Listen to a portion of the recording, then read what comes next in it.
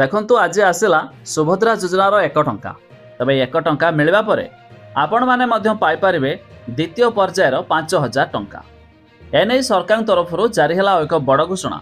आसंतु संपूर्ण अपडेट जानिबा ता पूर्वरु वीडियो को लाइक करंतु, सब्सक्राइब करना थिले एबे सब्सक्राइब करी पाखर थिबा घंटी चिन्ह को दबाई दियंतु। सुभद्रा योजनार प्रथम किस्तीर द्वितीय भाग आ 2 दिन पर प्रदान कराजिबो। सेथिपई सरकारी स्तर रे जो पदक्षेप नियाजिबा कथा ताहा मध्य नियाଯାଇଛି। तबे जो महिला माने एही टंका पाइबे सेमानकर डाटाबेस कराजिबा सहित अकाउंट लिंक मध्य कराଯାଇଛି।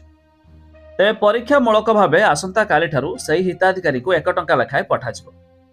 तबे सेथिपई महिला और शिशु विकास विभाग तरफरु पदक्षेप आरंभ कराଯାଇଛି। सोमवार एवं मंगलवार एही 2 दिन धरी परीक्षा मूलक भावे 1 टंका प्रेरण कराजिबो।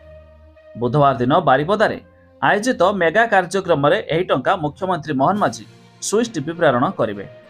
प्रथम किस्तीर द्वितीय पर्यायर प्राय 40 लाख रु अधिक हिताधिकारी को टंका मिल।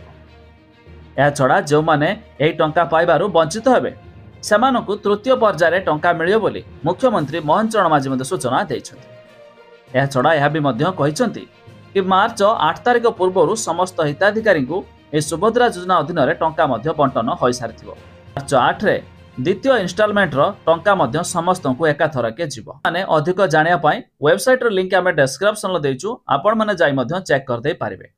जाकी सोमवार और मंगलवार 2 दिन 1 टंका लेखाए बंटन करा जिवो।